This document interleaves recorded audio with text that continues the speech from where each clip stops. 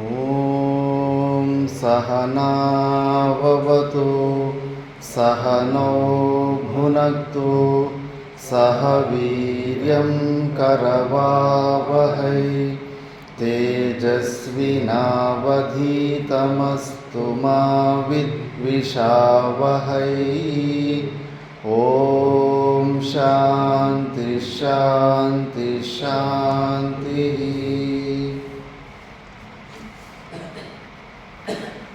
మనము అష్టావక్ర గీత గురించి విచారణ చేస్తుంటే ఇందులో 18వ అధ్యాయము 82వ శ్లోకం వరకు మనం విచారణ చేసుకున్నాం.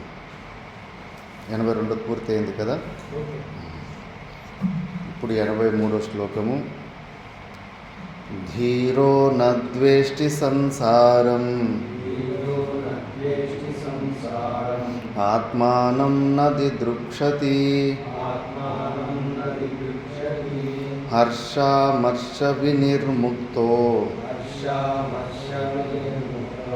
నమృతో నచ జీవతి. ధీరో నద్వేష్టి సంసారం ఆత్మానం నదిదృక్షతి హర్షామర్ష వినిర్ముక్తో నమృతో నచ జీవతి.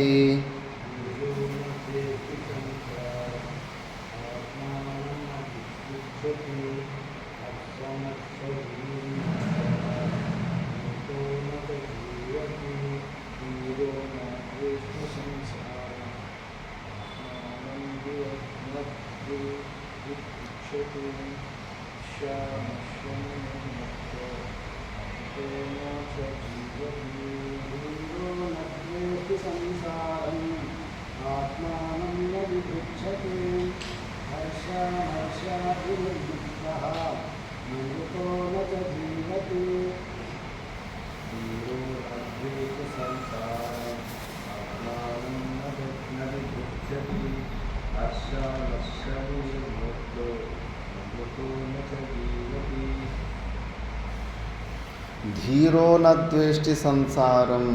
ఆ జీవన్ముక్త పురుషుడు అవధూత ఈ సంసారాన్ని ద్వేషించడు.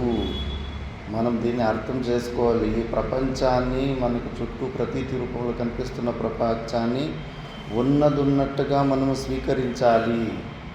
లేకపోతే చాలా డిస్టర్బ్ అయిపోతాం. వాడెట్లా అందుకున్నాడు, వీడెట్లు ఎందుకున్నాడు అని చెప్పేసి. ప్రతి ఒక్కరు వాళ్ళు పూర్వజన్మలో పుణ్యకర్మలు పాపకర్మలు చేసుకొని వచ్చారు. వాళ్ళు చేసుకున్న పుణ్య పాప కర్మలకు అనుకూలంగా వాళ్ళకు మనసు ఉత్పన్నమవుతుంది. ఆ మనసు ఆ కర్మలకు అనుకూలంగానే విచారాలు చేసి కొన్ని చేష్టలు చేస్తుంటుంది. కానీ మనం ఎంత మార్చాలనుకున్నా మార్చలేదు. ఎవరికి తెలుసు ఏ కర్మలు ఎట్లా ఉంటాయని చెప్పేసి. ఇప్పుడు ధృతరాష్ట్రందే మనం చెప్పాం కదా. పూర్వజన్మలో ఒక సామంతరాజుగా ఉంటాడు. నదిలో నీళ్ళు తాగడానికి పోతే కన్నా అక్కడ హంసపక్షి దానికి 100 మంది పిల్లలు ఉంటాయి. ఇంకా నా పిల్లలు ఏమన్నా చేస్తాడేమని కరుణీకి వస్తుంది. ఎడమ చేతిలో ఇట్లా పట్టుకుంటాడు. తల్లిని పట్టుకునేసరికి పిల్లలకి భయం వేసి మా అమ్మని ఏమన్నా చేస్తాడని పిల్లలు కరుణీకి వస్తాయి. రాజులకి కోపం కదా, ఈగో సమస్య ఉంటుంది. ఇంత చిన్నగా ఉన్నాయి నన్నే కరుణీకి వస్తాయని చెప్పేసి ఎడమ చేతిలో తల్లిని పెట్టుకుని కుడి చేతిలో 100 మంది పిల్లల్ని పిసికి పిసికి పిసికి చంపేశాడు. అంత కాకుండా బాణం తీసి ఆ ఉన్న పక్షికి 2 కళ్ళు తీసి అట్లే వదిలిపెట్టేసాడు చంపకుండా. అది కర్మ అప్పుడు చేసింది. దాని రిజల్టు మహాభారతంలో ఆ గుడ్డితనం వచ్చింటుంది. ఆ 100 మంది చచ్చిపోయిన పిల్లలు ఈయన పిల్లలుగా వస్తారు. వీడికేమో నా కొడుకులు, అయ్యో నా కొడుకులు బాగుండాలి, నా కొడుకులకే ఆస్తి కావాలని వీడికేమో విపరీతమైన ప్రేమ. వాళ్ళు చూస్తే పూర్వజన్మలో శత్రువులు, పగ తీర్చుకోవడానికి వచ్చారు, రివెంజ్ కోసం వచ్చారు. మరి వర్తమానంగా నువ్వు అన్ని లెక్కాచారాలు చూసుకుంటూ పోతే మోసపోతావు. అలా కొడుకులు వాళ్ళెట్లు ఉన్నారు, ఎందుకు అట్లా దుష్టులుగా ఉన్నారంటే, ఎందుకంటే వీడేమన్నా సాచాన ధృతరాష్ట్రుడు పూర్వజన్మలు అలాంటి ఎదో పని చేశాడు. వీడు ఎదో పని చేశాడంటే ఆ ఎదో పనికి ఇంకో ఎదవే వచ్చి వానికి రివెంజ్ తీసుకోవాలి. ఇప్పుడు మనకు చూడ్డానికి అయ్యో ఆ దుర్మార్గుడు పాపం అన్యాయంగా ఆయన చంపేశాడు, అన్యాయంగా వీని చంపేశాడు. మాకు ఒక భక్తుడు ఆవుల రెడ్డి అని శ్రీశైలంలో ఉండే, ఆయన ఒకసారి ఏదో క్రాస్లో నంద్యాల దగ్గరలో నంది కట్టుకూర ఎక్కడో క్రాస్లో ఉంటే ఆయన ముంగిటే ఫ్యాక్షన్ గొడవలు ఎక్కువ కదా అక్కడ, వచ్చి ఒకరిని ముక్కలుగా నరికేశారంట. నరికేస్తే కానీ అయ్యో దుర్మార్గులు ఎంత అన్యాయంగా నరికేశారని అన్నాడంట. ఆ పక్కలో ఆ ఏరియాలో ఉన్న వ్యక్తి అన్నాడంట, ఊరికే ఉండి పెద్ద ఆయన ఈ సచ్చినోడు చేసిన దుర్మార్గమైన పనులు చెప్తే కానీ నువ్వే కొడలు తీసుకొని పోయి వాడిని నరికేవాడు. అది మనకు తెలియదు, మనం ప్రజెంట్ చూస్తున్నాం. దాని వెనకాల ఉన్న చరిత్రలు మనకి ఏం తెలుసు, ఎవడెవడు ఎలాంటి కర్మలు చేసి వచ్చినాడు. మరి అలా ఉన్నప్పుడు ప్రతిదీ యాక్షన్ రియాక్షన్ మన చుట్టూ జరుగుతూ ఉంటాయి. అవన్నీ వాళ్ళు చేసుకున్న పుణ్యపాప కర్మలకు అలాంటి రియాక్షన్లు గొడవలు అలాంటి విచిత్రమైన వ్యక్తులు పుడుతూ ఉంటారు. దానికి మనం ఎందుకు డిస్టర్బ్ కావాలి? మన మూర్ఖత్వం కాకపోతే, మన అజ్ఞానం కాకపోతే మన చేతుల్లో ఏమీ లేదు. మనం కేవలం సాక్షిభావంలో ఉండి దాని నుంచి బయటికి రావాలంతే. అందుకే ఉన్న ప్రపంచాన్ని యథార్థంగా స్వీకరించాలి. ఇంట్లో కానీ ఆశ్రమంలో కానీ ఈ సీక్రెట్ తెలియకుండా పోతే కలిసి ఉండడం అనే కాన్సెప్ట్ అస్సలు కుదరదు. 10 మంది కలిసి ఉండాలంటే కానీ 10 మందికి 10 రకరకాల కర్మలు చేసుకుని వచ్చారు. 10 మందికి 10 రకాల మైండ్ ఉంటుంది. ఎక్కడ పోయినా ఒపీనియన్ డిఫరెన్స్ వస్తుంది.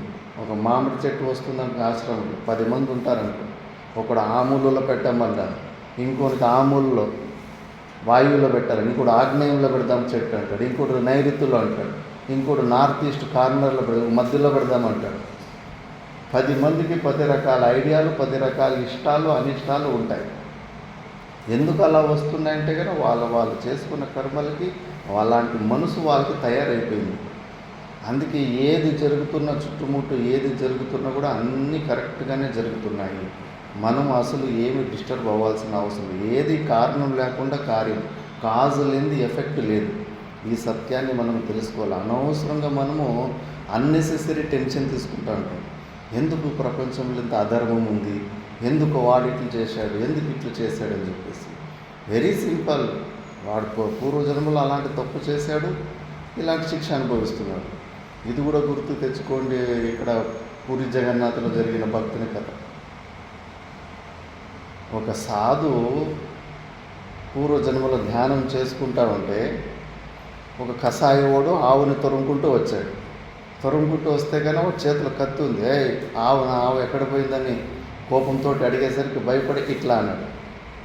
ఆ జన్మలో వాడు చేసిన తప్పు అంతే, చేతుల ద్వారా ఆవు పోయిన దారిని చూపించాడు. మళ్ళీ నెక్స్ట్ జన్మలో వాడు ముందు జన్మలో సాధకుడు కాబట్టి సాధకుడుగానే పుట్టాడు. ఒక ఊరిలో ఇలాగే పరివ్రాజక జీవనం చేసుకొని ఉంటే ఒక స్త్రీ, మంచి కన్యా స్త్రీ, వయసులో ఉన్న స్త్రీ, గురుగారు ఈరోజు మా ఇంట్లో ఆతిథ్యం స్వీకరించండి, మేము ధన్యులం, ఇలాంటి వాళ్ళు సేవ చేసుకోవాలని చెప్పేసి ఒప్పిస్తుంది. సరే అని అక్కడ మంచిగా అక్కడ భోజనం చేసుకొని పడుకుంటే ఆ స్త్రీ తన మొగుడు చాలా వృద్ధుడైన మొగుడు ఉంటాడు, 2వ పెళ్ళిలో 3వ పెళ్ళి చేసుకుంటాడు. ఆ వృద్ధుని ఆ రోజు 100 ముక్కలు చేసేస్తుంది. చేసేసి రాజభటులకి ఈ సాధు మా భర్తని చంపేశాడని అబద్ధం చెప్పేస్తుంది. వర్తమానంలో చూసేటోళ్ళకి ఎంత దుష్టురాలేమి, పాపం సాధు నీరికిచ్చేసింది, ఆమె మొగుని చంపేసి అని మనం అనుకుంటాం. కానీ పోయిన జన్మలో ఆ ఆవు ఆ అమ్మాయి, ఆ ఆవే ఆ అమ్మాయిగా జన్మ తీసుకొని వచ్చింది. అప్పుడు వాడు కషాయి దీన్ని 100,000 ముక్కలు చేశాడు. ఇప్పుడు ఆమె ఆ ముసలోడే భర్తగా వచ్చింటాడు, ఆ ముసలోని 1000 ముక్కలు చేస్తుంది. మళ్ళీ ఈ సాధు పోయిన జన్మలో ఆవు పోయిన తావు చూపించి చిన్న పాపం చేయడం. అందుకే ఈయనకు రాజు దగ్గరికి పోతే రాజు 2 చేతులు కత్తిరించేస్తాడు. వర్తమానం చూసుకుంటే కన్నా అయ్యో రాజు ఎంత అన్యాయం చేశాడు, ఆ అమ్మాయి ఎంత అన్యాయం చేసిందని మనం అనుకుంటాం. పూర్వజన్మలో చేసిన వాళ్ళు తప్పుడు పనులు అవే ఒకటి చూస్తాడు. ఈ జన్మలోనే కానీ కొడుకులు కానీ కోడాలు కానీ కోడాలు హింస పెడతా ఉంది, దుష్టురాలు అట్లా ఇట్లా అంటుంటావు. నువ్వు పూర్వజన్మలో ఎంత హింస పెట్టావో అదేవరు చెప్పాలి, దాని గురించి ఎవరు చెప్పాలి? ఊరికి ఏమి జరగదు. మిత్రుడు కానీ ఎవరు కానీ ప్రతి దానికి కారణం ఉంది. అనవసరంగా మనం ఎక్స్ట్రా టెన్షన్ తీసుకోవాల్సిన అవసరం మనకు ఉండదు. నేను కుర్చీలు కుట్టుకోబోదబ్బా, కుర్చీలు కుట్టుకో. ఇంకా అందుకే ఈ విషయాన్ని మనము తెలుసుకొని ప్రపంచాన్ని ఉన్న ఫలంగానే స్వీకరించాలి. అప్పుడు మనకు అసలు చుట్టుముట్టు జరిగే విషయాల గురించి టెన్షన్ తీసుకోవటం వదులుకుంటాం. ఎవరు కుచేష్టలున్నా, ఎలాంటి కుబుద్ధులున్నా కూడా వారి కర్మకు అనుకూలంగా వాళ్ళకి అలాంటి మనస్తత్వం ఏర్పడింది. నువ్వు ఎంత మార్చాలని చూసినా ప్రారంభం మీద పెద్ద యుద్ధమే చేయాల్సి ఉంటుంది.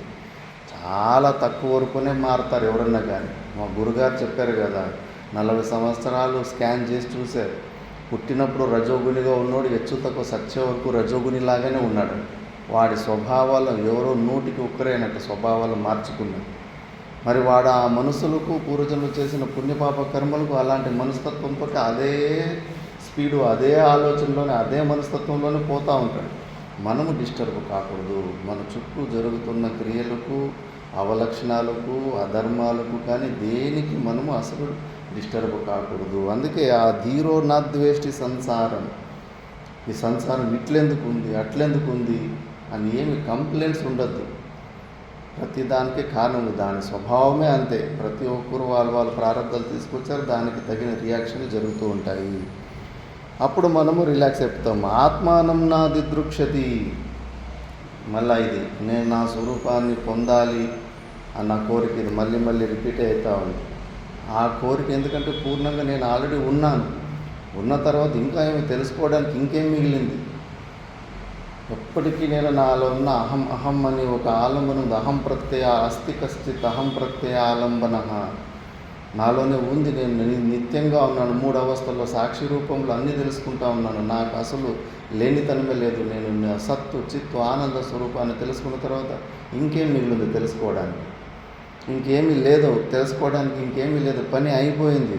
ఏం నారాయణ చైతన్య, ముక్తుడు అయిపోయావు, నువ్వు ముక్తుడుగానే ఉన్నావు. మరి ఇంక చింతలు ఎందుకు నీకు? పని అయిపోయింది. మరి ఎందుకు సమాధి స్థితికి పోతలేవు? ఇంకా ఏదో తెలుసుకునేది ఉంది, ఇంకా ఏదో చేసుకునేది ఉంది అని ఆ అవకాశం ఇవ్వద్దు. మళ్ళా అహంకారము అన్నీ శ్రవణము నిత్యదేశం మళ్ళీ అన్నీ చేయాల్సి వస్తూ ఉంటుంది. ఈ సత్యాన్ని ఇప్పుడు తెలుసుకున్నావో ఇప్పుడే పని అయిపోతుంది.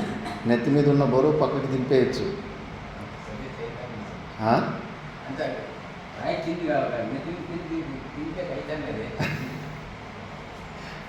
అందుకే అంతఃకరణ శుద్ధి చేసుకోవాలా అన్నది.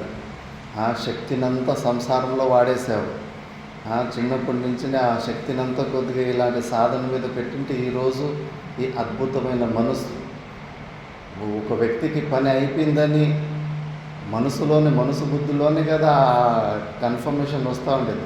ఒకడు మనసు ఒప్పుకుంటుంది, నీ మనసు ఇంకా నా పని కాలేదు, నేను ఇంకా అజ్ఞానంలో ఉన్నానని చెప్తుందంటే కారణము మనసే కదా, మనసులో ఉన్న అశుద్ధినే కదా.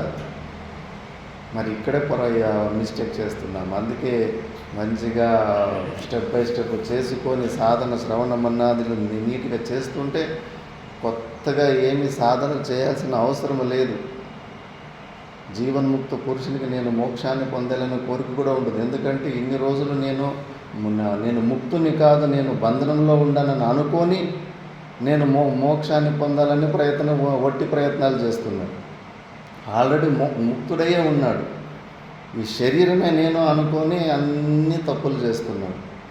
మనం కూడా శరీరంలోనే నేనే అనుకుంటున్నాం కదా, అది తప్పు కదా. వేరే వాళ్ళ సొమ్ము మీద కబ్జా చేసుకోకూడదు కదా. ఇది పాంచభౌతికమైన పంచభూతాల సొమ్ము. దీని మీద నీ కబ్జా ఏంటి? ఇది నా శరీరం అని. అది నువ్వు నాదనుకున్నా కూడా నిన్ను వదిలిపెట్టేసి మట్టిలో ఎరువైపోతుంది ఏదో ఒక రోజు. ఈ శరీరం నేననే భావాన్ని వదిలించుకోవాలి కదా. వదిలించుకుంటే అయిపోతుంది పని. అలాంటి స్థితిని పొందాలి. మోక్షేచ్ఛ కూడా లేని స్థితిని పొందాలి. అన్ని కోరికలు చంపుకొని ఒక మోక్షేచ్ఛ పెట్టుకున్నా పర్వాలేదు. ఆ మోక్షేచ్ఛలో కాస్త శ్రవణం చేసి నీ యథార్థ స్వరూపము నేను ఆల్రెడీ ముక్తుడుగానే ఉన్నాను, నేను బంధనంలో ఉన్నానన్నది అబద్ధం. ఈ మనసు బుద్ధులు ఇచ్చిన తప్పుడు నిర్ణయాలు. నేను ఎప్పుడు బంధనంలో లేనే లేను, నన్ను పట్టుకునేలాంటి వస్తువు లేనే లేదు. కాబట్టి ఆ కోరిక కూడా వెళ్ళిపోతుంది. హర్షమర్ష వినిర్ముక్తో నా మృతో నా జీవతి. హర్షము లేదు, శోకము లేదు, స్వరూపంలో ఉన్న తర్వాత మళ్ళా ఆయన అది పోనీ అది మృత్యునా లేదా జీవితం అంటే మృత్యు జీవితం ఇవన్నీ జీవానికి వచ్చిన పేర్లు అవి. పైన దిక్కులన్న వాస్త టాపిక్కే రాదు, పైన ఒకేలాగానే ఉంటుంది. ఈ భూలోకంలో ఉన్నంత వరకే దిక్కులు 4 దిక్కులు 8 దిక్కులు అని పేర్లు వస్తాయంతే. ఈ అవస్థలో ఉన్నందుకే అది జీవితం కానీ మృత్యు కానీ కాన్సెప్ట్. స్వరూపంలో నిలబడితే అసలు మృత్యు అనేది లేదు, జీవితం అనేది లేదు. సన్యాస దీక్షలు అందుకే క్రియారూపంలో కూడా తన పిండ ప్రదానాలు వాళ్ళు ఇచ్చేసుకుంటారు ఆ రోజు. ఇంకా ఆ రోజుతోటి నువ్వు చచ్చిపోయినట్టే. ఇంకా నీకు శరీరంకి నీకు సంబంధం లేదు. మళ్ళీ ఇంకేమి లోపల మిగిలి ఉంటుందో అది సచ్చిదానంద స్వరూపుడే. కాబట్టి ఆ సన్యాసి పేరు కూడా ఆ పరమాత్ముని ఎగ్జాక్ట్ పేరే పెడతారు. ఆనందాన్ని కంపల్సరీ చేస్తారు. సత్తు చిత్తు ఆనందం ఆ పరమాత్ముని పేరులోనే ఆ సన్యాసి పేరు పెడతారు. దాని తర్వాత ద్వితీయం అంటే అందుకే ఓం నమో నారాయణాయ అంటారు. ఎదురుగా వస్తున్నవాడు సాక్షాత్ నారాయణ స్వరూపుడే. అతనిలో ఉన్న జీవభావానికి ఆల్రెడీ పిండ ప్రదానం పెట్టేసి ది ఎండ్ అనుకున్నాడు. అందుకే వైష్ణవ సాధువులు ఈ సన్యాసుల్ని వీళ్ళు చచ్చిపోయిన శవాలు అని చెప్పేసి వీళ్ళు ముట్టుకుంటే స్నానం చేయాలని వాళ్ళతో విచిత్రం. ఎందుకంటే వీళ్ళు వాళ్ళ పిండ ప్రదానాలు పెట్టేసుకున్నారు కాబట్టి వీళ్ళు తిరుగుతున్న శవాలు, డెడ్ బాడీలు. అందుకే వీళ్ళని తాకితే మనం స్నానం చేయాలని చెప్పేసి వాళ్ళు ఒక విచిత్రమైన కుచేష్టలు చేస్తూ ఉంటారు. దాని అర్థం అంటే తనలో ఉన్న జీవభావానికి ఏమాత్రము తావు ఇవ్వకుండా, ఆస్కారం లేకుండా ఒక సన్యాసి జీవించాలి. కానీ ఎక్కడ జీవిస్తాం మనం? ఊరికే పైనకి బట్టలు వేసుకుంటాం కానీ ప్రతి క్షణము జీవభావంలోనే ఉంటాం. మహానుభావుడు అలాంటి మృత్యు అన్న భావము రాదు, జీవమన్న భావము రాదు.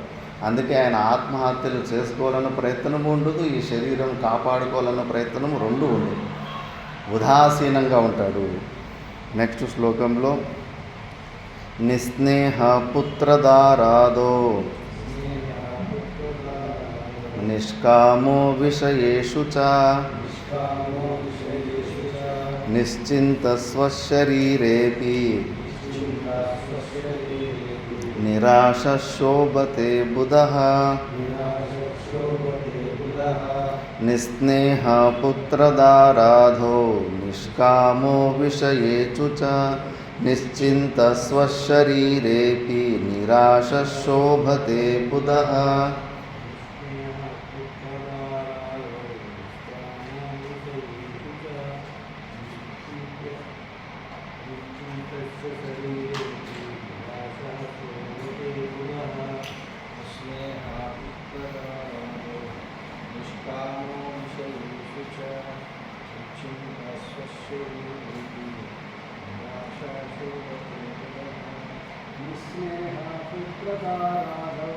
నిష్కామో విషయేషు చ నిశ్చిత స్వశరీరేపి నిరాశ శోభతే బుధః. నిస్నేహ పుత్రదారాదో నిష్కామో విషయేషు చ నిశ్చిత స్వశరీరేపి నిరాశ శోభతే బుధః. ఆ మహానుభావుడైన అవధూతకు పుత్రదారాదౌ నిస్నేహ, ఎక్కువ మమభావము ఇక్కడే ఉంటుంది. వేమన యోగి వాళ్ళ గురువుల దగ్గర చదువుకునేటప్పుడు, జ్ఞాన గురువుల దగ్గర వాళ్ళ గురువులకు భార్య పెళ్ళి అయింటుంది. చూసి నేను కూడా పెళ్లి చేసుకొని మీలాగా గృహస్థాశ్రమంలో ఉండి సాధన చేసుకుంటా అంటాను. అప్పుడు భార్య దంచుతూ ఉంటుంది, వడ్లు దంచుతూ ఉంటుంది. కొన్ని నీళ్ళు తీసుకురామంటే కానీ ఆ రాకలిని ఇట్లా పైకి ఎగరేస్తే అది పైన గాలిలో ఉంటుంది. మళ్ళీ పై చేతులు కడుక్కొని వచ్చి వీళ్ళకి నీళ్ళు ఇచ్చి మళ్ళీ అవన్నీ గ్లాసులు తీసుకుపోయి తిరిగిపోయే వరకు పైనే ఉంటుంది, మళ్ళీ కిందికి వస్తుంది. ఇలాంటి పతివ్రతగాను దొరికితే కానీ నువ్వు సంసారంలో నువ్వు ముందుకెళ్ళచ్చప్ప, లేకపోతే కుదరదు అని. ఇంకా వేమన్యోగికి అలాంటి వ్యక్తి అప్పుడే దొరకలేదు, 500 సంవత్సరాల క్రితమే దొరకలేదు. వివేకానందని అడుగుతారు, ఉపనిషత్తుల్లో ఎక్కువ గృహస్థాశ్రమంలోనే ఉండి జీవన్ముక్త స్థితిని పొందిన వాళ్ళ దృష్టాంతాలే ఎక్కువ ఉన్నాయి. సన్యాసిగా ఉన్న జీవన్ముక్త పురుషుల దృష్టాంతం చాలా తక్కువ ఉన్నాయి. అలాంటప్పుడు నువ్వు అన్నీ ఇల్లు వాకిలి అమ్మ నాన్న వీళ్ళందరినీ వదిలిపెట్టేసి బ్రహ్మచర్యం తీసుకొని ఈ ఆప్షన్నే ఎందుకు చూస్ చేసుకున్నావు? ఆ ఆప్షన్ కూడా చూస్ చేసుకోవచ్చుగా ఉంది కదా అంటాడు.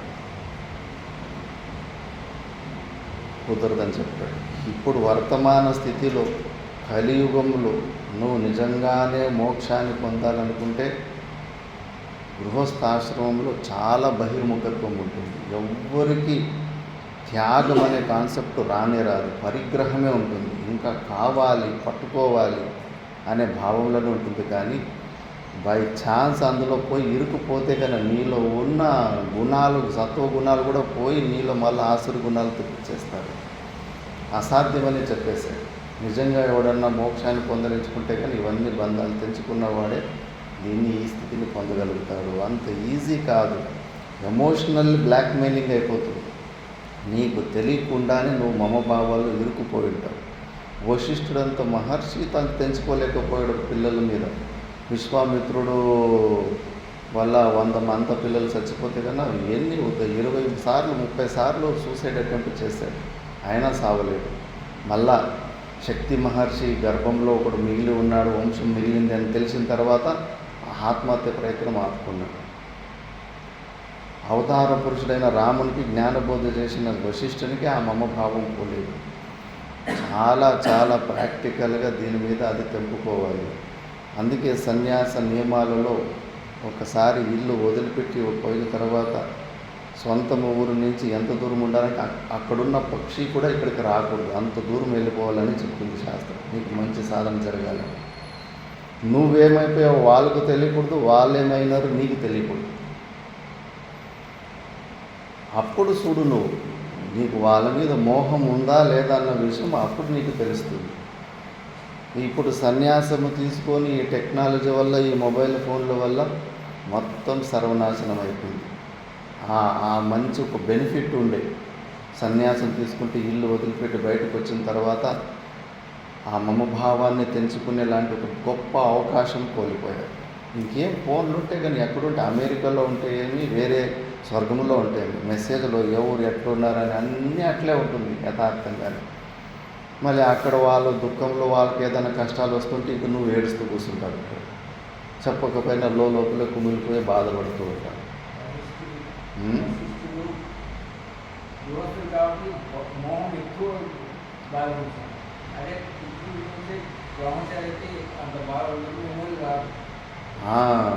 అది అలవాటు, యావది ఎక్కువ రోజులు అలవాటు చేసుకుంటామో అలా. వాస్తవికంగా వాళ్ళ గురించి నువ్వు బాధపడడం వల్ల, వాళ్ళకు దగ్గరగా ఉండడం వల్ల వాళ్ళ జీవితము నాశనం అవుతుంది, నువ్వు మోక్షాన్ని పొంది నువ్వు నీ జీవితము నాశనం చేసుకుంటావు. ఇంకా సంపూర్ణంగా వాళ్ళ మమభావాన్ని కత్తిరించుకొని ప్రారంభ చోద్యక్షనాథ్ ప్రతి ఒక్కడు పూర్వజన్మలోని పుణ్యపాప కర్మలు చేసుకొచ్చాడు.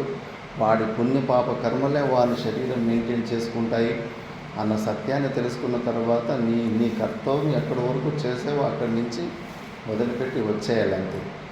దాని తర్వాత నువ్వు కరెక్ట్గా నువ్వు బ్రహ్మస్వరూపాన్ని సాధన చేసి దాన్ని పొందితే కులం పవిత్రం జననీ కృతార్థ విశ్వంబరా పుణ్యవతీ చ తేన అపార సచ్చేత్ సుఖసాగరేస్మిన్ లీనం పరే బ్రహ్మని యస్య చేతః. కులమే పవిత్రమైపోతుంది. జనని, ఆ తల్లి కోసమే బాధలు పడుతున్నావు కదా, ఏమైపోతుందో ఎట్లుంటుందో అని. జననీ కృతార్థ. కృతార్థ అంటే తల్లికి మోక్షం వచ్చేస్తుంది, క్రమముక్తి తప్పకుండా. శాస్త్రం మాటలో అబద్ధం ఉండదు.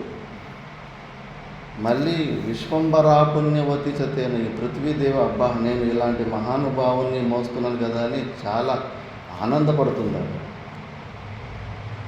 ఎవడి మనసు యస్య చేత బ్రహ్మని, ఎవరు మా మనసు బ్రహ్మలో లయం చేసుకుంటాడో అంతటి ఫెసిలిటీ ఉంటుంది. మనం వాళ్ళ దగ్గర ఉంటే మహా అంటే ఏమి ఫుడ్ ఇవ్వగలము, బట్టలు ఇవ్వగలము, కనీసం స్వర్గానికైనా పంపించగలమా? ఆ కెపాసిటీ కూడా లేదు. అదే నువ్వు ఇక్కడ నియత్తుగా కరెక్ట్గా నువ్వు సాధన చేస్తే వాళ్ళకు మోక్షాన్ని ఇప్పించచ్చు. డైరెక్ట్ వేదంలో ఉపనిషత్తులను ప్రమాణం ఉంది. 7 తరాలు వెనక 7 తరాలు ముందు, టోటల్ 14 జనరేషన్లు క్రమముక్తికి 100% పక్క. ఆ వంశంలో ఉన్న వాళ్ళకి. భాగవతంలో 21 తరాలు, 21 తరాలు వెనుక, 21 తరాల ముందు, టోటల్గా 42 తరాలు తరించిపోతారు. మరి వాళ్ళు మంచి కోసం ఆలోచించడం అయితే కనుక నువ్వు ఇలాంటి మంచి సాధన చేసుకోవాలి కదా. ఏమి అది అంత నేను లేకపోతే నువ్వు చేసేది ఏముంది, అంత సన్యాసం వైపు అన్నీ వదిలిపెట్టి వచ్చావు. ఇప్పుడేమో నువ్వు డబ్బులు సంపాదిస్తున్నావా, ఏదైనా వాళ్ళకి కష్టాలు వస్తే నువ్వేమైనా సహాయం చేయగలవా? మరి ఎందుకు అక్కడున్న లింక్ అలాగే పెట్టుకున్నావు? అనవసరంగా నీలో ఉన్న మమభావాన్ని మళ్ళీ అట్లే పొరలు అలాగే పెట్టుకుంటావు. ఏదో నువ్వు దుడుస్తున్నావంటే కానీ వాళ్ళకి కష్టాలు వస్తే కానీ వాళ్ళకి ఏదో సహాయం చేయొచ్చు అనుకోవచ్చు. ఇప్పుడు నువ్వు ఆ సహాయము చేయలేవు. అనవసరంగా అక్కడున్న దుఃఖాన్ని నీ బుర్రలో పెట్టుకొని ఆ మమభావంతో నువ్వు నాశనం అవుతున్నావు, వాళ్ళకు కళ్యాణం కాదు. నువ్వు సంపూర్ణంగా మమభావాన్ని తొలగించుకొని ఆ స్థితికి పొందితే కానీ నువ్వు ఉద్ధారం అవుతావు, వాళ్ళకు కూడా మోక్షం వచ్చేస్తుంది. ఈ గొప్ప అవకాశాన్ని ఈ దరిద్రము ఫోను వల్ల అందరూ పాడు చేసుకుంటున్నారు. మా గురుగారు అందుకే చెప్పేసి సాధ్యమైతే కనీసం ఆ ఫోన్ నంబర్ మార్చేయండి. వ్యవహారానికి ఇక్కడ ఉన్న వ్యవహారానికి అవసరం అనిపిస్తే ఆ పాత కాంటాక్ట్లు పాత స్నేహితులు కానీ పాత బంధువులకు కానీ తెలిసిన నంబర్ ఉంటే ఆ నంబర్ని తీసి తొందరగా తీసేసి కొత్త సిమ్ కార్డు తీసుకోండి. తెలియకూడదు, మళ్ళీ వాళ్ళు ఏమైనారో నీకు తెలియకూడదు, ఏమైనావో వాళ్ళకు తెలియకూడదు. అలా నువ్వు అలవాటు చేసుకున్నప్పుడు నీకు అర్థమవుతుంది నాకు వాళ్ళ మీద మమకారం ఉందా లేదా అని. అప్పుడు చూడు సాధన, నిజమైన సాధన జరుగుతుంది. ఇంత గొప్ప అవకాశము భగవంతుడు గురువులు పరంపర నుంచి ఇచ్చినా కూడా మనం దాన్ని సద్వినియోగం చేసుకోకుంటే మనమే లాస్ అవుతాం.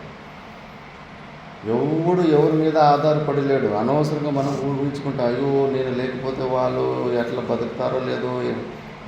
తల్లి లేనోడు బతుకుతున్నాడు, తండ్రి లేనోడు బతుకుతున్నాడు, అమ్మా నాన్నలు ఇద్దరు లేనోడు బతుకుతున్నాడు, భార్య లేనోడు బతుకుతున్నాడు, భర్త లేకుండా ఉండే భార్య బతుకుతుంది. ఎవరు లేకపోయినా కూడా వాళ్ళ జీవితం ముందుకు పోతూ ఉంటుంది. వాళ్ళు ఎలాగో అడ్జస్ట్ అయిపోరు. నువ్వు లేకుండా వాళ్ళు కాపాడుకోవడానికి ఒక అట్మాస్ఫియర్ సెట్ చేసుకున్నారు.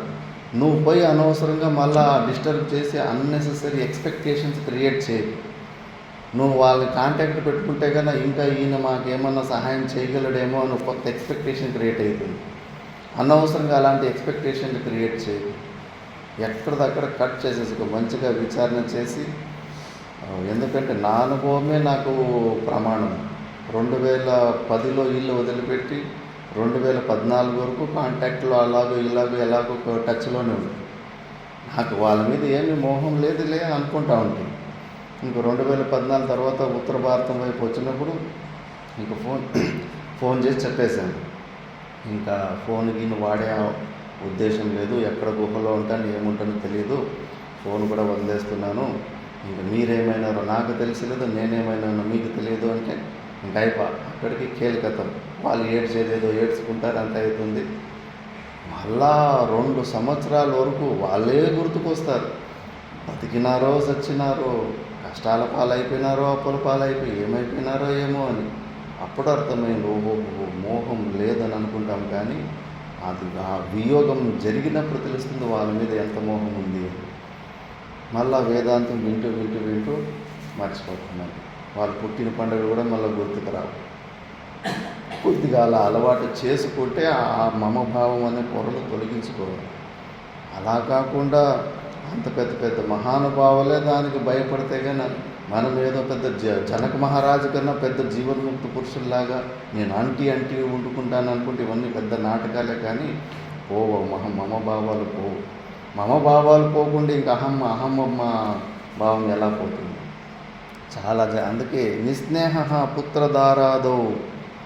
కంచి పరమాచార్యులు చిన్న వయసులో ఉన్నప్పుడు వాళ్ళ గురువులు ఇట్లా సన్యాసంకి చేస్తే వాళ్ళ అమ్మ నాన్న వచ్చి ప్రేమతోటి మాట్లాడి ఎమోషనల్గా ఏమేమో మళ్ళీ బ్రెయిన్ వాష్ చేసి తిరిగి తీసుకోవాలని ట్రై చేస్తారు. కానీ పూర్వజన్మ సుకృతం ఉంది కాబట్టి అప్పటికే వాళ్ళ గురువు చెప్పేసి ఉంటాడు, ఆత్మనస్తు కామాయ సర్వం ప్రేమ భవతి. ఏ ప్రేమ నిజము కాదు, అన్ని ప్రేమలు స్వార్థమే, అన్ని కండిషనల్లే. ఎప్పటి వరకు మనకు ఎవరైతే అనుకూలంగా ఉంటారో అప్పుడే వాళ్ళ మీద ప్రేమ. భర్తకు భార్య కానీ, భార్యకు భర్త కానీ, తల్లికి పిల్లలు కానీ, పిల్లలకు తల్లి కానీ, అన్ని చోట్ల క్యాలిక్యులేటివే ఉంది. వాస్తవికంగా నిజమైనది అలా అన్కండిషనల్ ప్రేమ అనేది ఒకటి మన ఆత్మ మీదనే. ఆత్మనస్తు కామాయ సర్వం ప్రియం భవతి అన్న విషయం తెలుసుకొని వాళ్ళు ఉన్నప్పుడు ఈయన కూడా బాధపడినట్టుగా చిన్న పిల్లలు నటించేసి వాళ్ళు అటు తిరిగి ఇటు తిరిగి నవ్వుకుంటాడు. అంత సామర్థ్యం వచ్చి ఉంటుంది అప్పుడు. చంద్రశేఖర్ భారతి స్వామి అంతటి సామర్థ్యం చిన్న పిల్లోడికే అంత వయసుకే వచ్చి ఉంటుంది. అందుకే ఇక్కడ మహానుభావుడు జీవన్ముక్త పురుషుడు పుత్రధారదో అసలు నిస్నేహ, వాళ్ళతోటి సంబంధమే అది తెగిపోతుంది. ఆ తీగలని కనెక్షన్ కట్ అయిపోతాయి. నిష్కామో విషయేషుచ, విషయాలలో అసలు ఏ విషయాన్ని పొందాలన్న కోరికే లేదు. అన్ని విషయాలంతా వ్యర్థమేవి, మిథ్యా అనే భావం వచ్చేసి ఉంటుంది. నిశ్చింత స్వశరీరేపి, ఇది రావాలి. పెద్ద సమస్య ఈ శరీరం మెయింటెనెన్స్ గురించి. ఇక్కడే తల వంచేస్తాం. ఈ శరీరం ఆకలి దప్పులతోటి ఉంది కాబట్టి దీని భవిష్యత్తు గురించి చింతన చేసి రాంగ్ ప్లేసెస్లో కూడా తల వంచేస్తూ ఉంటాం. అలా కాదు. నిశ్చింత స్వశరీరేవి, ఈ శరీరపు మెయింటెనెన్స్ గురించి అసలు చింత చేయకు. ఇంకా ముముక్షుగా ఈ జ్ఞానం ఉండదు కాబట్టి భయపడతాడని చెప్పేసి భగవంతుడే మాటిచ్చాడు, యోగక్షేమం వహామ్యహం అని. అయినా నువ్వు దీని గురించి చింతలు చేస్తే ఎట్లా? తెగించి పోరాడాలి నువ్వు. ఈ ఒక వీక్నెస్ కానీ ఈ శరీరాన్ని మెయింటెనెన్స్ చేసుకుని పిచ్చి కానీ బుర్రలో జ్వరపడిందంటే కన్నా ఇంకా అన్ని అనర్థాలు, అన్ని రాగద్వేషాలు మళ్ళా చిగురించేస్తాయి. మా గురుగారు ఇది కూడా అనుభవం చెప్పారు. మంచి ఇల్లు వదిలిపెట్టిన తర్వాత యవ్వనావస్థలో సాధకులు కూడా యవ్వన అహంకారం ఉంటుంది కదా, ఏమి ఫ్యూచర్ ప్లానింగ్ ఉండదు. ఊరికి ఈ ఆశ్రమంలో 3 నెలలు, ఆ ఆశ్రమం 3 నెలలు అట్లా తిరుగుకుంటూ, ఇంకా శరీరంలో బలం ఉంటుంది కదా, అట్లా టైంపాస్ చేస్తూ ఉంటారు. కొద్దిగా తెల్లంట్రకులు స్టార్ట్ అయ్యి శరీరంలో బలం తగ్గిపోతే బాగా మంచిగా చదివిన వేదాంతులు కూడా ఇంకా వృద్ధత్వ సంభావన దుర్దశ అంతా, వృద్ధావస్థ వస్తుంది అన్న విషయము కొద్దిగా మా బుర్రకు తాకిన తర్వాత ఇంకా అన్ని కుచేష్టలు కనిపిస్తాయంట. స్వతంత్రంగా ఆశ్రమాలు కట్టుకోవాలని, కుటియాలు కట్టుకోవాలని, ట్రెమర్ వృద్ధావస్థ అనే వికారము వస్తుందని తెలిస్తే షేక్ చేసి నీ వేదాంతం కూడా పక్కన వెళ్ళిపోతుంది. అన్నీ పోతాయి. కానీ ఇంక మళ్ళీ అదే ప్రయత్నాలు, స్వతంత్రంగా ఉండే ప్రయత్నాలు, శరీరానికి భవిష్యత్తు వరకు ఏ కష్టాలు లేకుండా ప్లానింగులు, ఫిక్స్డ్ డిపాజిట్లు అన్నీ స్టార్ట్ అయిపోతాయంట. బెదిరిపోతారంట. మరి జ్ఞానం ఉన్నోళ్ళు, మా గురువు 79 సంవత్సరాలు ఉన్నారు. 2000 కోట్ల ఆస్తులు కూడా వదిలిపెట్టేసి గంటు ముళ్ళు కట్టుకొని వెళ్ళిపోయారు. మరి ఈయన ఇంతకి కెపాసిటీ ఎలా వచ్చింది? మిగతా వాడు అంత తిరిగి పొందలాగా భయపడి దీని ప్రొటెక్షన్లు రక్షించుకునే ప్రయత్నాలు ఎందుకు చేస్తున్నారు? జ్ఞానమే లేదు, నిశ్చయం కలలే. ఊరికి ఇన్ఫర్మేషన్ పెట్టుకున్నారు కానీ ప్రాక్టికల్గా బెదిరిపోతున్నారు. అట్లా ఈ శరీరం మెయింటెనెన్స్, ఆకలి దొప్పులకి అల్లాడిపోతున్నారు. ఈ శరీరంతో అవసరమే లేదన్న విషయము గట్టిగా నచ్చజెప్పలేకపోతున్నారు. మహానుభావుడు నిశ్చింత స్వశరీరేపి, ఈ శరీరం మెయింటెనెన్స్ గురించి కూడా ఏ చింతనలు ఉండవు. వివేక చూడడంలో స్పష్టంగా చెప్పారు, శరీర పోషణార్థి సన్. నువ్వు ఈ శరీరాన్ని కాపాడుకునే విపరీత ప్రయత్నాలు చేస్తుంటే నువ్వు తాదాత్మ్యం తెంచుకోలేవు, ఇంకా పెరుగుతూ పోతూ ఉంటుంది. సెక్యూర్ వేదాంతము అసలు పనిచేయదని రమణ మహర్షి చెప్పారు. సెక్యూరిటీ వేదాంతం అస్సలు పనికిరాదు, ఇంకా జీవభావము దృఢమైపోతుంది. నిరాశ శోభతే బుధ, ఏ ప్రకారం ఆసక్తి లేకుండా శోభాయమానంగా విరాజిల్లుతాడు మహానుభావుడు. అలాంటి స్థితిని పొందాలి, అలాంటి స్వతంత్ర స్థితిని పొందాలి. ఏది శరీరంలో ఇరుక్కొని అన్ని ప్రకారాల పరాధీనతకు దొరికిపోయి ఇంకా ఎన్నిసార్లు పుడతావు, ఎన్నిసార్లు సేమ్ స్టోరీ. ఒక చిన్న పిల్లోడు ఒకసారి తెలియక నిప్పు పట్టుకొని కయో అని చేయగలరు, ఏడిస్తే కానీ ఏదో పాపం తెలియక చేశాడు తప్పు అని కొద్దిగా సింపతి చూపిస్తాను. వాడు చెయ్యి ఇంకా ఒకసారి కాల్చుకున్న తర్వాత మళ్ళీ పట్టుకునిపోతే వాడిని తిడతాము లేదా? కూడా ఒకసారి చేయి కాల్చుకున్నావు, నొప్పి తిన్నావు, అదే తప్పు చేయలేకపోతావు కదా. మరి మనం ఏం చేస్తున్నాం? ప్రతి జన్మలో సేమ్ మిస్టేక్. పుట్టినప్పటి నుంచి సచ్చే వరకు దెబ్బల మీద దెబ్బలు పడతానే ఉన్నాయి. అయినా కూడా ఈ జీవితం మీద విరక్తి వస్తలేదు.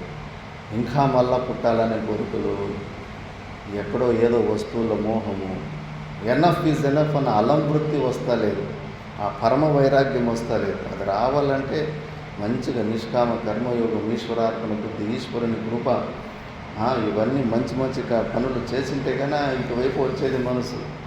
మంచి సాధనలు చేయడం వల్ల మనసు అలా ఆ కలుషితం అలా ఉండిపోయింది. కాబట్టి ఆ జీవన్ముక్త పురుషుల్లో ఇవన్నీ ఏమీ ఉండవు.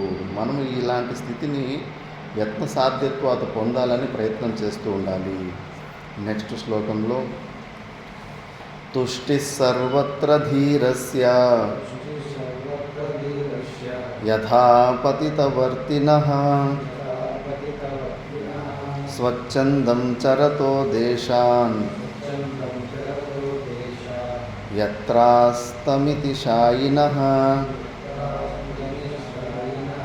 తుష్టి సర్వత్ర ధీరస్య యథా పతితవర్తినః స్వచ్ఛందం చరతో దేశాన్ యత్రాస్తమిత శాయినః.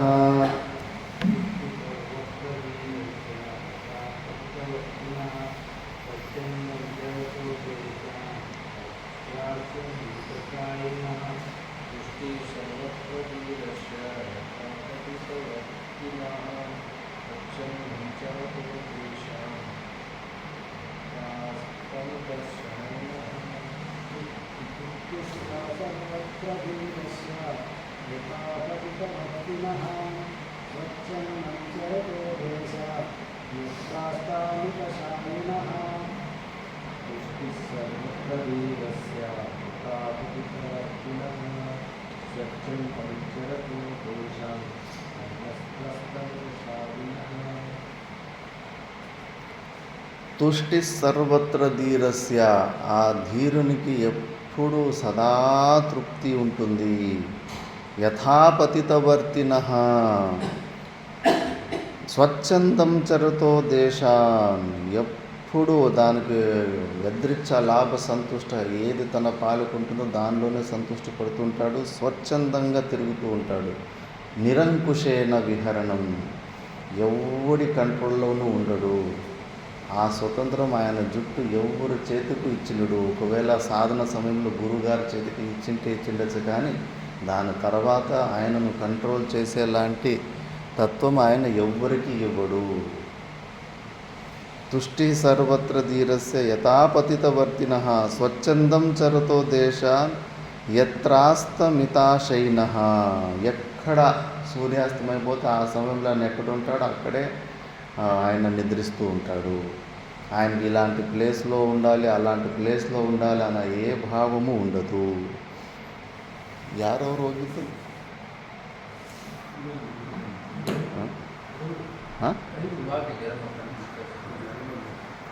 ಶಿವಾಗ ಇವ್ರು ಡಾಕ್ಟ್ರಾ ಇವರು?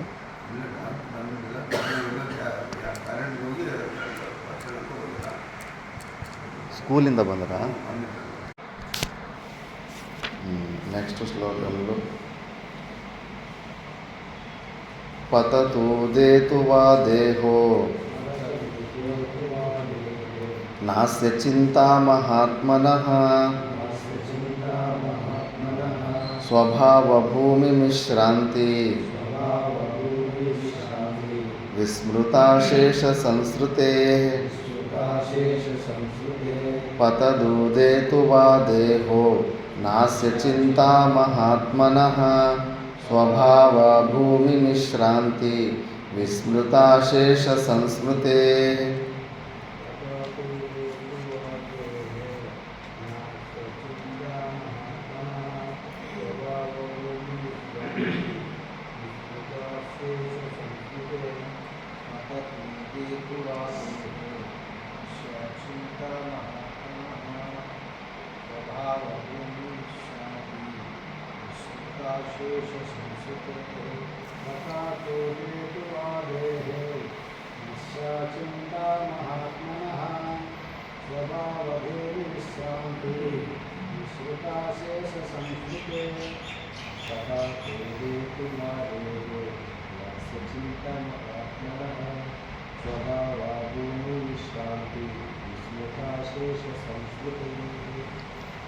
ఆ జీవన్ముక్త పురుషునికి పతత్ ఉదేదు వా దేహో. ఏమి నారాయణ చైతన్య ఇంకోసారి పుట్టాలనుకుంటున్నావా వద్దనుకుంటున్నావా? వద్దనుకుంటున్నావా? కానీ నీకు ఇంకా జ్ఞానం రాలేదు. చూడు ఇక్కడ జీవన్ముక్త పురుషుడు పతత్ ఉదేతు వా దేహో. ఈ శరీరము తొందరగా రాలిపోవాలని కూడా అనుకోడు, మళ్ళీ నేను పుట్టకూడదని కూడా అనుకోడు, నేను పుట్టాలని కూడా అనుకోడు. రెండు భావాల్ని వదిలిపెట్టేది. ఏమని నాకు దీనికి సంబంధమే లేనప్పుడు పుట్టుకేంటి సావేంటి అతీతంగా ఆ భావం కూడా పెట్టుకోవద్దు. నేను పుట్టకూడదు అనుకోవడం కూడా కోరికే కదా.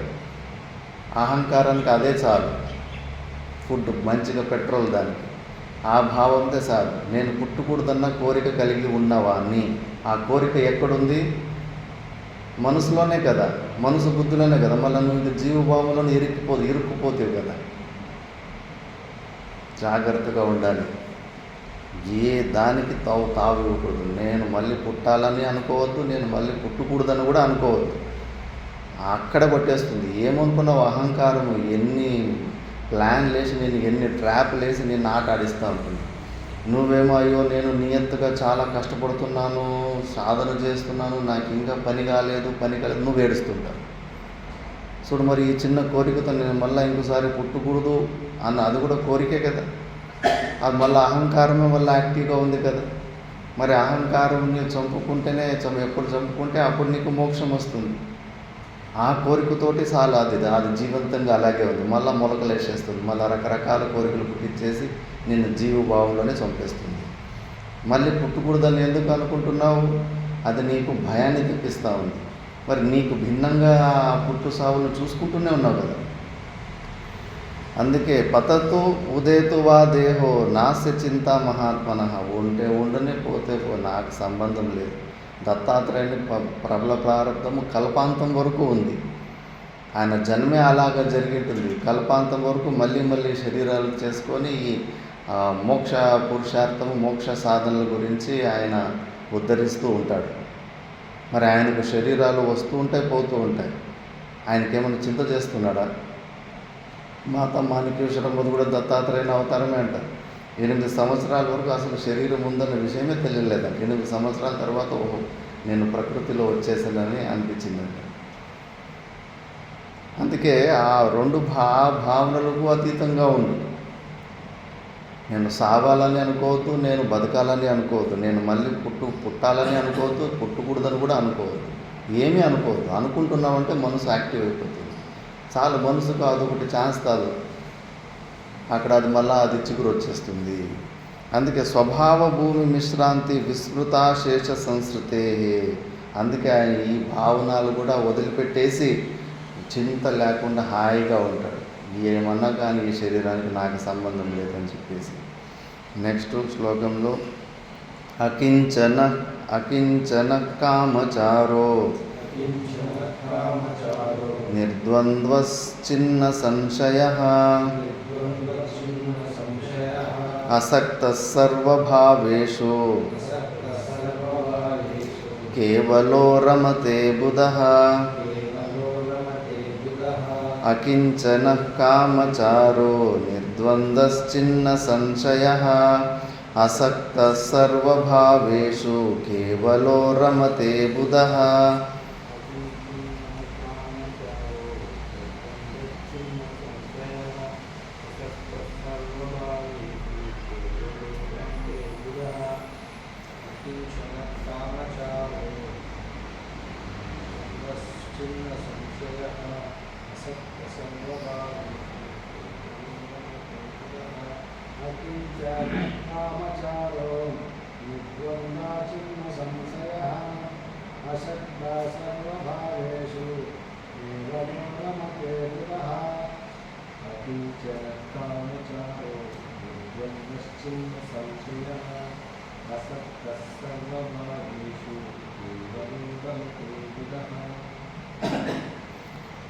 అకించన కామచారో నిర్ద్వంద్వశ్చిన్న సంశయః. ఏమీ కోరికలు లేనివాడు, ద్వంద్వాలకి దొరికినవాడు. ద్వంద్వాలంటే సుఖము దుఃఖము, కామ, లోభము, కామము, క్రోధము, పేర్ ఆఫ్ ఆపోజిట్ని ద్వంద్వాలు అంటారు. శీతము, ఉష్ణము. ఈ ద్వంద్వాలకు అతీతంగా ఉన్నాడంటే ఇలాంటి విపరీత పరిస్థితి వచ్చినప్పుడు, అంటే ఎండలు వచ్చినప్పుడు విలాపం చేయలేదు, చలి వచ్చినప్పుడు విలాపం చేయలేదు, వర్షాలు వచ్చినప్పుడు విలాపం చేయలేదు. అన్ని అలాంటి విషమ పరిస్థితుల్లో కూడా ఎవరైతే న్యూట్రల్గా తన స్వరూపంలో ఉంటాడో అతని నిర్ద్వందుడు అంటాడు. మిగతా వాళ్ళు ద్వంద్వాలకి దొరికిపోతూ ఉంటారు. అలాంటి మళ్ళీ చిన్న సంశయాలు లేవు. పుస్తకాల్లో ఉన్న ప్రశ్నలకు ఉత్తరం చెప్పడం కాదు సంశయ నివృత్తి అంటే. ప్రాక్టికల్గా అది ఎలా శాస్త్రం చెబుతుందో అలాగ జీవించలేకపోతున్నాము కదా. ఆత్యంతిక దుఃఖ నివృత్తి ఇంకా కలగలేదు కదా, ఇంకా పెండింగ్ ఫైల్ లాగానే ఉంది కదా. ఇన్ఫర్మేషన్ కంప్లీట్గా వినేదేదో వినేసినాం కానీ అది ప్రాక్టికల్గా దొరకడం లేదు కదా. ఇదే కదా పెద్ద సంశయం. అలాంటి సంశయ నివృత్తి మొత్తంగా ప్రాక్టికల్గా నీ స్వరూపం పొందే వరకు సంశయాలే ఉంటాయి. వేరే సాధన లేదు. అడ్డం ఏంటంటే ఇంకా ఏదో మనసులో ఇరుక్కుపోయి నువ్వు మనసు మీద ఆధారపడే ఉండవు కాబట్టి నీకు అలా అనిపిస్తూ ఉంది. లేకపోతే ఉన్న సత్యాన్ని, ఇప్పుడే ముక్తుడుగా ఉన్నావు నువ్వు, ఆ ఉన్న సత్యాన్ని గురువులు చెప్తున్నారు, శాస్త్రులు చెప్తున్నాడు, కానీ నీకు లోపల ఆ ఫీలింగ్ కలగడం లేదు. నా పని అయిపోయింది, నేను మోక్షాన్ని పొందినానన్న భావం మాత్రం కలగడం లేదు. లేక ఏది అడ్డం వస్తూ ఉంది? నీ మనసే కదా. నీ మనసు ఆ నిర్ణయాన్ని ఇవ్వలేకపోతుంది కదా. నువ్వు ఆల్రెడీ ముక్తుడు అయిపోయినావు. మరి నువ్వు ఆ మనసు మీద ఆధారపడి ఉన్నావు, మనసును గులాముడు అయిపోయినావు. ఇంక నీకెక్కడ ముక్తి? అది ఎప్పటికీ ఇవ్వదు. అది జీవభావానికి పక్షపాతి, ప్రతిబింబ పక్షపాతి. అది ఎప్పటికీ నీకు ఆ సర్టిఫికేట్ ఇవ్వదు. నువ్వేమో దాని మీద ఆధారపడింది. దాని మీద ఆధారపడడం ఎప్పుడు వదిలిపెట్టేస్తావు, ఇప్పుడే ఆ సత్యాన్ని, ఇప్పుడే ఆ ఆనందాన్ని నువ్వు అనుభవించవచ్చు. దాని మీద ఆధారపడడం ఎప్పటి వరకు వదలలేదో అప్పటి వరకు నీకు జీవితం పెండింగ్ ఫైల్ లాగానే ఉంటుంది. కాబట్టి అలా సంశయ నివృత్తులు సంపూర్ణంగా ఈ మనసు బుద్ధులు ఇచ్చే కన్క్లూజన్లు, టాస్కుల నుంచి నువ్వు స్వతంత్రుడు ఎప్పుడైతావో అప్పుడు నీకు సంశయ నివృత్తులు జరుగుతాయి. మళ్ళీ క్వశ్చన్సే ఉండవు. ఆ మనసులో నిలబడి నువ్వు ఎన్ని ప్రశ్నలకు సమాధానం చెప్తుంటే నీకు మళ్ళీ 1000 ప్రశ్నలు పుడతా ఉంటాయి. ఎప్పటికీ అది తీరని ఇది. అది అక్కడ లేని పగ్గమ్ము ఉంది, అక్కడ నువ్వు ఆ పాము ఉంది, పాము గురించి ప్రశ్నలు అడుగుతున్నావు. పాము ఎట్లా పుట్టింది, ఎవడు పుట్టించాడు, ఆ పాము సృష్టికర్త ఎవరు? ఇవన్నీ ప్రశ్నలు waste of time, waste of ఎనర్జీనే కదా. అసలు లేనే లేదు కదా అక్కడ పాము. అలా నువ్వు అడుగుతున్న ప్రశ్నలన్నీ ఆ మిథ్యా వస్తువు గురించి అడుగుతున్నావు. లేనిది నువ్వు ఈ దేని గురించి నీకు సంశయాలు ఉన్నాయి అవన్నీ మిథ్యా వస్తువులు. స్వరూపంలోకి వెళ్ళిపోతే అసలు వల్ల ప్రశ్నలే పుట్టు. సంశయాలు ఉంది అంటే ఇంకా మిథ్యా వస్తువుల గురించి నీకు సంశయం ఉంది. ఆ మిథ్యా వస్తువులను వదిలిపెట్టేస్తే సంశయాలు కూడా పోతాయి. కాబట్టి అలాంటి చిన్న సంశయ, ఏ సంశయాలు లేకుండా స్వరూపం నిలబడిన వ్యక్తికి అసక్త సర్వభావేషు కేవలో రమతే బుధ, అన్నిటి మీద ఆసక్తిని తొలగించుకున్న వ్యక్తి హాయిగా రమతా జోగి అంటారు, హాయిగా విహరణం చేసుకుంటూ ఉంటాడు. వేదాంత వీధుల్లో అంటే ఆ తత్వంలోనే, తత్వచింతనలోనే మిగతా శేష జీవితం ఏది మనం అనుకుంటాం జీవన్ముక్తి అవస్థ, అలా ఆనందంగా జీవిస్తాడు. నెక్స్ట్ శ్లోకంలో నిర్మమ శోభతే ధీరః సమలోష్టాశ్మకాంచనః సుభిన్న హృదయ గ్రంథిర్ వినిర్ధూతరజస్తమః.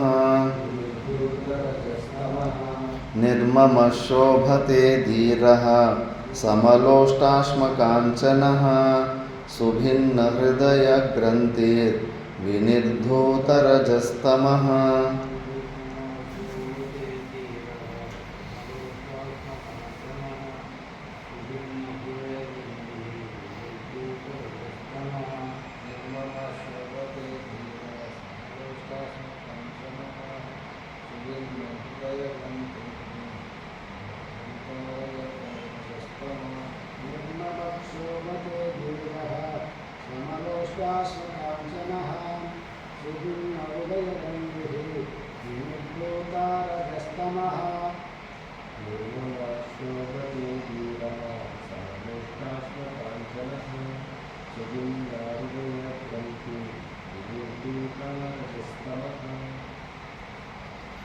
నిర్మహ శోభతే ధీర, మమకారము లేనివాడు. అది ఎలాగా? సమలోష్టాశ్మకాంచన, రాళ్ళు, బంగారము, వెండి, వజ్రాలు అన్నిటినీ ఒకేలాగా చూడాలి. ఏమి నారాయణ చైతన్యం? అన్ని వస్తువుల్లోనూ సమబుద్ధి ఉండాలి. అది వస్తుందా ఆ బుద్ధి? చాలా కష్టము అది. మనం సృష్టించుకున్న విలువలు, డబ్బులు కింద పడిపోతే దాన్ని చీపురులో ఊడ్చి డస్ట్బిన్లో వేసేంత సామర్థ్యం వస్తుందా? కష్టము, చాలా కష్టం. ఇందులోనే వెరైటీస్ ఉన్నాయి. నేనే చూశాను డిఫరెన్సెస్. మేమున్న ఆశ్రమంలోనే ఒక్కొక్కరికి ఒక్కొక్క సామర్థ్యం ఉంటుంది. ఇప్పుడు బృందావనంలో ప్రేమానంద స్వామీజీ అని ఉన్నాడు. చిన్న వయసులోనే ఇల్లు వదిలిపెట్టేసి వచ్చేసి బయటకు వచ్చేసి ఉంటాడు. వాళ్ళ నాన్న కూడా సన్యాసి. మళ్ళా వాళ్ళ నాన్నకు ఒకసారి దొరికిపోతే ఏంటి అంటే, లేదు నాకు ప్రపంచంలో ఇష్టం లేదు, నేను ఇంకా భగవంతుని పొందాలని నిశ్చయం చేశాను. తండ్రి కొడతాడేమో అని అనుకున్నాడు. తండ్రికి ఖుషి పడ్డాడు. సరేలే, మాట ఇవ్వు, నాకు జీవితంలో ఇంక డబ్బులు ముట్టినని మాట ఉంటాను. మళ్ళీ ఇలాంటి చెడు పనులు, ఇలాంటి కామ వికారాలకి గురి కానని మాట ఇచ్చేస్తాడు. చిన్న పిల్లోడుగా ఉన్నప్పుడే కాశీలో అక్కడ సన్యాసం కూడా తీసుకున్నాడు. ఆశ్రమాల్లో కూడా కొన్ని ప్లేస్లో ఉండి ఇంకా అర్థమైపోయింది. ఆశ్రమాల్లో కూడా స్వతంత్ర స్థితులు ఉండవు, జుట్టు పట్టుకొని ఆడిస్తూ ఉంటారు, కంట్రోల్ చేస్తూ ఉంటారని. కాశీ ఘాట్లోనే ఉండి భిక్షాటన చేసుకొని పరివ్రాజక జీవనం చేశారు. పరిస్థితుల్లో అనారోగ్యము, అవి ఇవి, కిడ్నీలే ఫెయిల్యూర్ అయినాయి. అలాంటి పరిస్థితులు వచ్చినప్పుడు ఎవడన్నా దక్షిణ ఏదన్నా వేస్తే కానీ సామాన్యంగా సామర్థ్యం లేనప్పుడు తీసేసుకుంటాడు. హాస్పిటల్లో చూపించుకోవడానికన్నా పనికి వస్తుంది. అలాంటి పరిస్థితుల్లో కూడా ముట్టలేదు ఆయన డబ్బు. ఇప్పుడు కూడా ముట్టలేదు. ఆయన పేరులో ఏమి ఇప్పుడు ఎంత పెద్ద అంటే, ఇప్పుడు సాక్షాత్ కృష్ణ భగవాన్ కన్నా ఎక్కువ ఇంపార్టెన్స్ బృందావనంలో ఆయనకే ఉంది. ఫోకస్ అంతా మొత్తం. అంత పెద్ద భక్త సమూహం ఉన్నప్పటికీ కూడా తన పేరులో ఏమి ఉండకూడదని చెప్పేసి సామర్థ్యం. మనము అదే భారతదేశంలోనే ఉండాలి. ఆయన అలా జీవించగలుగుతున్నాడు, మనం అలా జీవించలేకపోతున్నాం. మనకు అవసరం అనిపిస్తూ ఉంది. ఎలా మనస్తత్వం ఉంటే అట్లా. మేము చదువుకున్న రిషికేశ్ కైలాసాశ్రమంలో ఒక మహాదేవానందని ఉండే, అక్కడ దక్షిణావి ఇవన్నీ వస్తూ ఉంటాయి. ఆయన తీసుకోడు డబ్బులు. మరి ఆయనకు అనారోగ్యం వస్తే అక్కడ హోమియోపతికి ఫ్రీ మెడిసిన్ తీసుకుంటాడు. విపరీతంగా ఇంకా తట్టుకోలేని పరిస్థితి వచ్చినప్పుడు ఆ మందులు కాదు, హాస్పిటల్లో ఎవరన్నా కొద్దిగా ట్యాబ్లెట్లు కూడా దానంగానే తీసుకుంటారు. కానీ డబ్బులు మాత్రం ముట్టడు. సామర్థ్యం, ఒక్కొక్క సామర్థ్యం. మరి ఆ సాధకుని కన్నా మనము లెవెల్ కొద్దిగా తక్కువగా ఉంది. మనకు అంతటి వైరాగ్యం లేదని ఒప్పుకోవాలి. అందుకే ఇది కూడా సమలోష్టాశ్మకాంచన. ఏ రోజు మనకు ఈ వస్తువు విలువైనది, ఈ వస్తువు విలువ కాదు, భేదబుద్ధి ఉన్నంతసేపు ఇంకా నువ్వు నిత్యాత్మ దర్శనం చేయలేదు. దాని మీద విలువ ఉందంటే నిన్ను లాగేస్తుంది మళ్ళీ ప్రపంచంలోకి.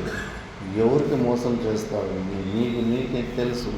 వస్తువులలో విలువ ఉంటే గాన తప్పకుండా ఇంకోసారి శరీరం వచ్చేస్తుంది.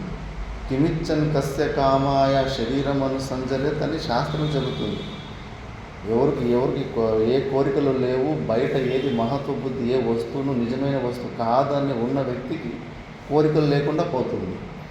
మనకు ఈ ప్రపంచంలో ఎన్ని వస్తువులు విలువలు ఉన్నాయి, అన్ని వస్తువులలో వాల్యూ పెట్టుకొని మళ్ళీ తప్పకుండా ఇంకోసారి జన్మకు వచ్చేస్తాము. అందులో ఉన్న వాల్యూని తెంచుకోవాలి. ఇవన్నీ మనము మనుషులు క్రియేట్ చేసుకున్నది. అన్ని మట్టిలో దొరికే పదార్థాలే అవన్నీ.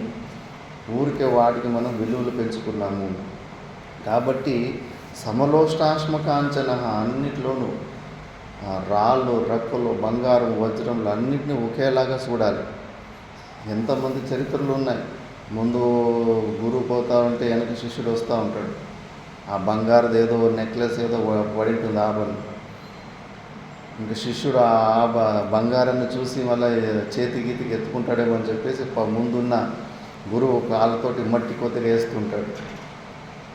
వెనకొస్తున్న శిష్యుడు ఇంకా వైరాగ్యం, ఎందుకు మట్టి మీద మట్టి వేస్తావు అంటాడు. అంటే వాడు బంగారాన్ని మట్టిలాగానే చూశాడు, పైన వేస్తున్న దాన్ని మట్టిలాగా చూశాడు. ఇంకా భలే పరీక్షలు ఉంటాయి. రామకృష్ణ పరమహంసుల దగ్గర చిన్న పిల్లోడుగా ఉన్నప్పుడు నిరంజనానంద అనిపిస్తుంది. మార్కెట్లో పోతుంటే రూపాయి బిళ్ళ కనిపిస్తుంది. రూపాయి బిళ్ళను తీసుకొని ముందుగా పోయిడ్చి అక్కడ బిచ్చగాని పాత్రలో వేస్తాడు. ఏదో గొప్ప పని చేసినానని ఫీల్ అయిపోతూ ఉంటాడు. రామకృష్ణ పరమహంసులు ఒకటే డైలాగ్, అసలు చేపలే తిన్నని వాడు చేపల మార్కెట్కి ఎందుకు పోతాడు? నీకు ఆ డబ్బుల గురించి అసలు విలువే లేకుండా ఉంటే దాన్ని ముట్టుకోవడానికన్నా ఎందుకు పోతుంటుంది? యూ హ్యావ్ వాల్యూ, నీకు అది విలువైంది, విలువ పోగొట్టుకోలేదు నువ్వు. అందుకే అది ఉపయోగమైన వస్తువు కాబట్టి దాన్ని తీసి బిచ్చగాని పాత్రలో వేసాడు. మరి లాగేస్తుంది నీకు అన్ని వస్తువులు, విలువైన వస్తువులు, నీకు వాల్యూ ఉంది ప్రపంచం అంటే ఇంకోసారి జన్మకు కారణాలు ఇక్కడే ఉన్నాయి. లాక్కొచ్చి నేను మళ్ళీ పడేస్తుంది మళ్ళీ మాయ.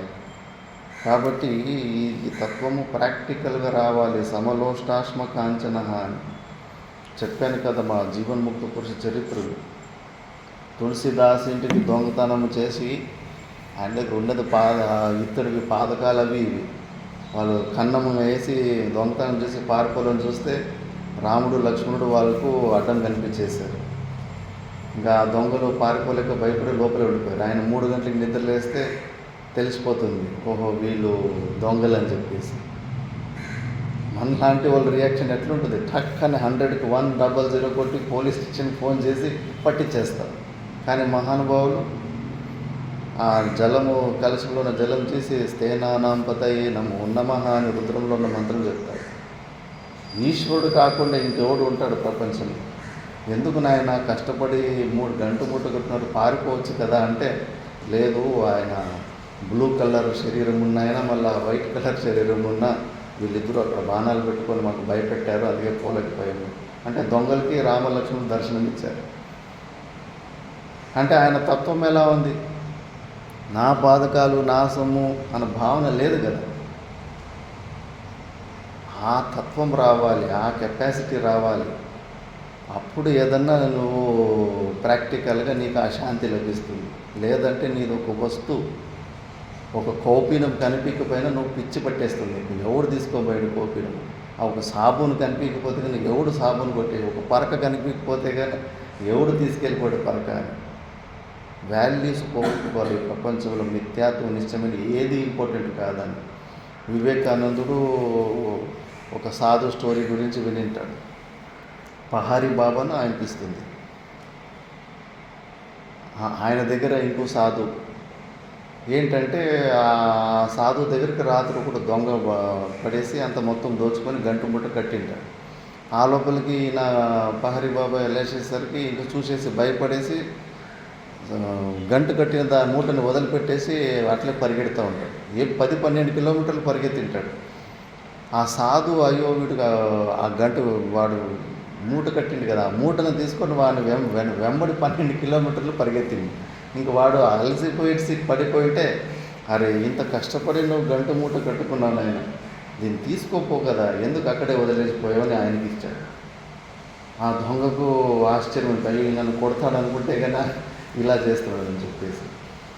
వివేకానందుడికి అబ్బా జీవన్ముక్త పురుషులు చూడు ఎలా మమకారం లేకుండా, ఏ వస్తువు నా వస్తువు నీ వస్తువు అన్న భావం లేకుండా ఎంత హాయిగా ఉంటుంది, ఎంత శాంతిగా ఉంటారు అని భలే ఆనంద పెట్టుకుంటూ ఆ కథలు చెప్పుకుంటూ పోతూ ఉంటాడు. ఒకరోజు ఒక ఆశ్రమంలోకి ఒక సాధుకి కథ చెప్తూ ఉంటాడు.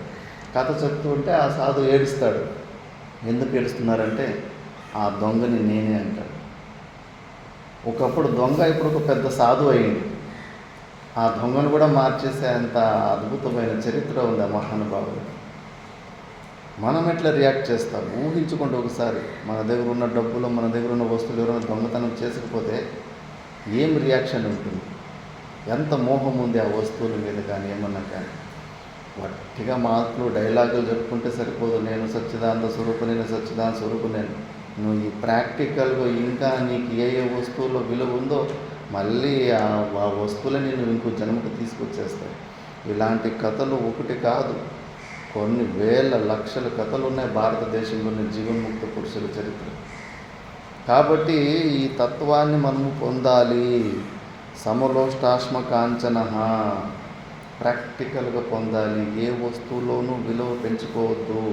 ఆ వస్తువుని నుంచి దూరమైన రోజు నీకు విపరీతమైన దుఃఖం వస్తుంది. ఈ శరీరమే పనికిరానిది అని దీనితోటి ఉన్న సంబంధమే తెంచుకొని దీన్నే డస్ట్బిన్లో వేయాలని వచ్చినాము. ఇంక దీనికి భిన్నంగా ఉన్న వస్తువులలో మమత్వం పెట్టుకోవడం ఎంత మహామూర్ఖత్వం. కాకపోతే ఇంకేం, ఎవడు పట్టుకోంది? జడరూపమైన ప్రపంచము మనకు దుఃఖం ఇవ్వడానికి సాధ్యమే లేదు. మన దగ్గర ఉన్న డబ్బు కానీ ఆస్తి కానీ వాటికి ఏమైనా చేతులు కాలు ఉన్నాయి, అవి ఏమైనా కత్తులు తీసుకొని మనలో వచ్చి పొడుస్తున్నాయి. మరి అవి ఎందుకు మనకు దుఃఖం ఇస్తున్నాయంటే కానీ వాటి మీద మనకున్న మోహం, అహమమ భావాలే. ఈ అహమమ భావాలే సంసారము. మనం ఎందుకు ఆ పరమానందాన్ని మోక్ష స్థితిని పొందలేకపోతున్నామంటే పట్టుకొని వస్తున్నాం. మనము కానిది మనం బయట గట్టిగా పట్టుకున్నాం. దాన్ని వదిలించడానికి గురువులు శాస్త్రం అరసాహసం చేస్తున్నారు, కానీ మనం మాత్రం వదలలాకి ఇష్టపడటం లేదు. ఎందుకంటే మనసుకు వాటి వల్లనే ఆనందం వస్తుందని అనాది కాలం నుంచి అనుభవం ఉంది. ఆ అనుభవం మీద నువ్వు ఇప్పుడు కొద్దిగా ఇస్తున్న ఇన్ఫర్మేషన్ అసలు పని చేయలేకపోతావు. అందుకే మళ్ళీ మళ్ళీ మళ్ళీ మళ్ళీ ప్రాక్టికాలిటీకి రావాలి.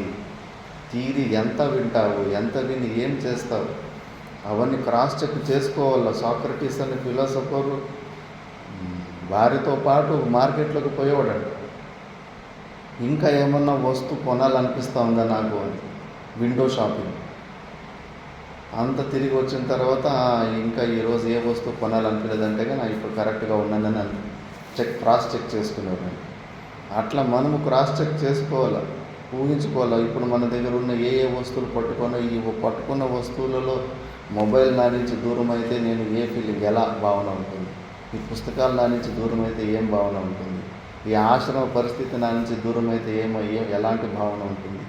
ఒకసారి ఊహించుకొని చెక్ చేసుకుంటూ ఉంటే తెలుస్తుంది దేని మీద ఎంత మోహం ఉంది అని చెప్పేసి. ఇలా మనము సాధన చేసుకోవాలి. మహానుభావులకైతే ఇది స్వాభావికంగానే ఇలా ఉంటుంది. సుపిన్న హృదయ గ్రంథిర్ వినిర్దూత రజస్తమ. ఈ త్రిగుణాతీత స్వరూపంలో ఉన్నవాళ్ళు అన్ని ప్రకారాల హృదయ గ్రంథి అంటే గంటు. మన ఆత్మస్వరూపానికి అనాత్మ వస్తువులకు ఎట్లా గంటేసుకున్నాము? మనసు అన్న తాడు. ఈ మనసుతోనే కదా ఈ శరీరంతో గంటు. ఫెవికల్ ఏది? ఈ అనాత్మ వస్తువు అయిన ఈ సప్తధాతులతో కూడిన స్థూల శరీరం మనలో ఉన్న సచ్చిదాన స్వరూపానికి ఫెవికల్ జాయిన్ అవ్వడానికి ఏమి? మనసే కదా. Emotionally connected, wrongly connected. బయట ఉన్న వస్తువుల్లో ఇది నా వస్తువు అని కనెక్షన్ ఏంటి? ఏమన్నా గమ్ములతోటి అతికించుకున్నామా? బయట ఉన్న వస్తువులు లేదు, మెంటల్ కనెక్షన్. కాబట్టి ఈ అన్ని గ్రంథులు, ఈ గంటలన్నీ తెంచుకోవాలి. ఎక్కడెక్కడ ఆసక్తి ఉందో అహం మమ భావాల ద్వారా ఏంది, ఎక్కడెక్కడ నువ్వు అన్ని కనెక్షన్ పెట్టుకున్నావో ఆ కనెక్షన్లంతా తెంచుకోవాలి. ఆ హృదయ గ్రంథులన్నీ కట్ చేసుకున్నప్పుడు లోపలున్న అది స్వయంగా ప్రకాశమవుతుంది. నెక్స్ట్ శ్లోకంలో సర్వత్రా నవధానస్య న కించిద్వాసనా హృది ముక్తాత్మనో వివృత్తస్య తులనాకేన జాయతే. సర్వత్రా నవధానస్య న కించిద్వాసనా హృది ముక్తాత్మనో వితృప్తస్య తులనాకేన జాయతే.